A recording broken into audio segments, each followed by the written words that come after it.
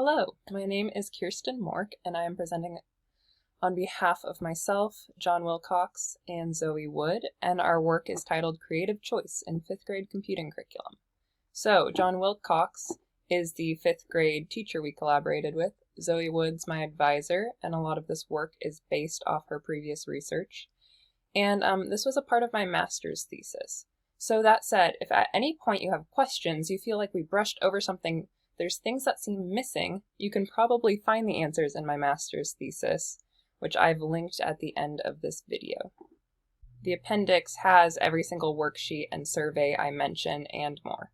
So before we dive too deep into 5th grade curriculum though, let's take a moment to zoom out and look at the motivation behind this work. So computer science is a very powerful tool. It's undeniably changing the world, but currently there is not equity in this field, which is dangerous. America has deep-rooted racial inequities embedded in its systems, and computer science is no exception. And a big part of the solution lies in the K-12 space. There's lots of research and more expanded in my thesis on this. So in order to start addressing a little piece of the solution in the K-12 space, we wanted to look at how to engage students so they are able to enjoy CS at a young age and realize that it can pertain to them, can interest them. And the way we looked at engaging younger students is looking at creative curriculum. So what is creativity? It's producing something novel and valuable, but there are different types. So P creativity has been defined as new and valuable to the individual, H creativity, novel to humanity. So when we apply the lens of our context working with 5th graders in a classroom, we focused on P creativity and wanted to define creativity as having our students make pieces that were new to them and unique from other students in the classroom. And we wanted our creative curriculum to involve decision making, flexibility, and choice despite the need for scaffolding in an educational context. We did this through 2 interventions, which I will break down shortly. We conducted our work at Peabody Charter Elementary School in Santa Barbara. Here we worked with 107 5th grade students, which were broken into 4 classes, and they were already meeting an hour a week for a computer science lab where they did 2D computational art using processing, which is a Java-based language. So we already had a wonderful infrastructure in which to conduct our interventions. So for intervention 1, we wanted to strip away as many variables as possible and just focus on what was students' preferences when given a creative and a non-creative assignment. So in order to strip away a lot of variables, it was a much simpler intervention and the worksheets were a lot simpler. We didn't want to teach the students new topics, we just wanted to make worksheets reviewing things they had previously learned. So the 2 worksheets we made was one step-by-step walkthrough on how to make this mouse using the code they've learned, the commands they've learned, and one making a snowman. You'll notice that the number of shapes, type of shapes are identical even though the images are different. We created a creative and non-creative, referred to as CC and non-CC worksheet, creative choice worksheet for each picture.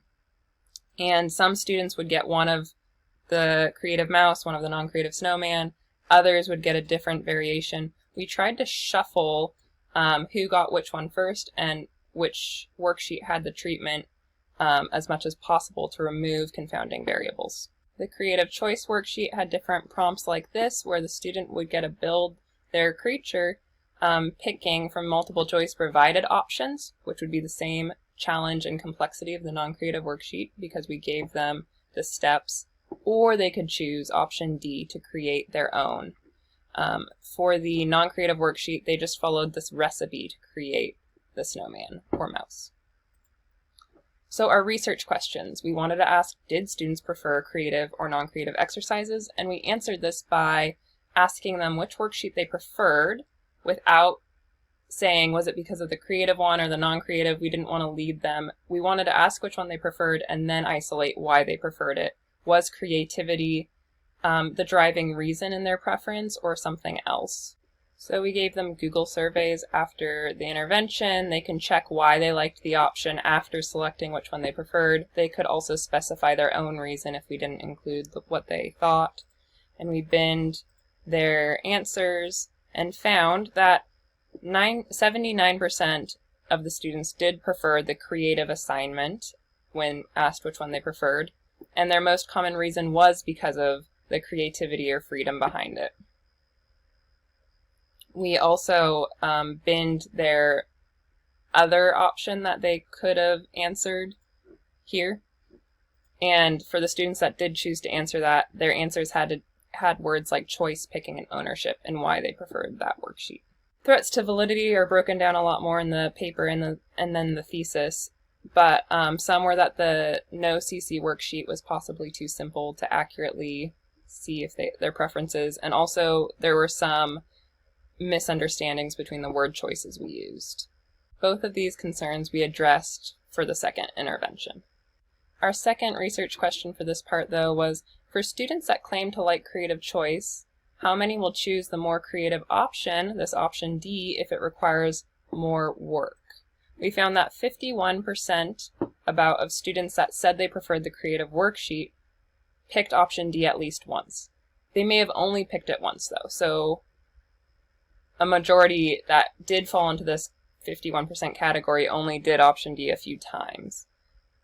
So, and then for the students that said they preferred non-creative worksheets, only 21% ever did option D. Intervention 2, we wanted to look at how the different treatments affected learning outcomes.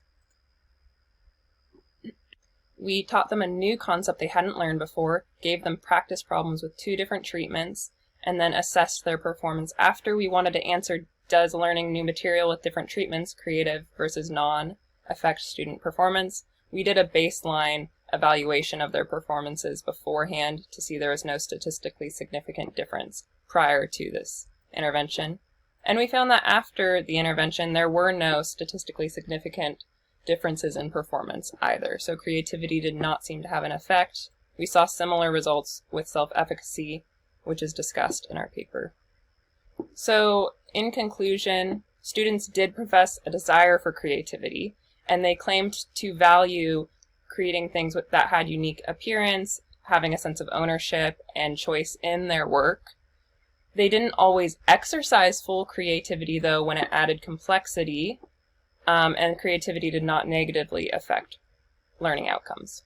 There's a lot we want to do in the future, which is outlined in the paper and in the thesis. Here are the references, and if you have any questions, you can email me. The full thesis can be found here. Thank you so much for your time.